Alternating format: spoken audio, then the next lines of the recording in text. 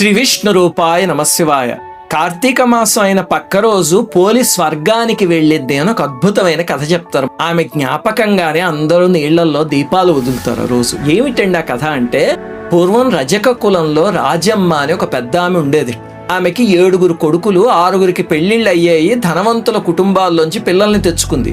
7వ కొడుకు పోలమ్మ అనే పేద అమ్మాయిని ఆమె అందాన్ని చూసి ఇష్టపడ్డాడు. కొడుకు ఇష్టం కాదనలేక ఆమెను కోడలుగా తెచ్చుకుంది. కానీ ఆ చిన్న కోడలు పేద కుటుంబంలోంచి వచ్చిందని అత్తగారికి తోడి కోడళ్ళకి చిన్న చూపు. పోలమ్మ అని పిలవకుండా పోలి పోలి అని ఎగతాళి చేసేవారు. ఇంటెడి పని ఆమె చేతే చేయించేవారు. ఇంట్లో వ్రతాలు ఉత్సవాలు ఏమైనా వచ్చాయనుకోండి, ఆమెను పిలవకుండా అతిథులకి చూపించకుండా అత్తగారు 6 కోడళ్లే పాల్గొనేవారు. పని మనిషి కన్నా హీనంగా చూసేవారు. కానీ ఆమె మాత్రం చిరునవ్వుతో అవన్నీ సహించేది. ఈ లోపల ఏమైంది, కార్తీక మాసం వచ్చింది. అత్తగారు 6 కోడళ్ళు ఏం చేశారు,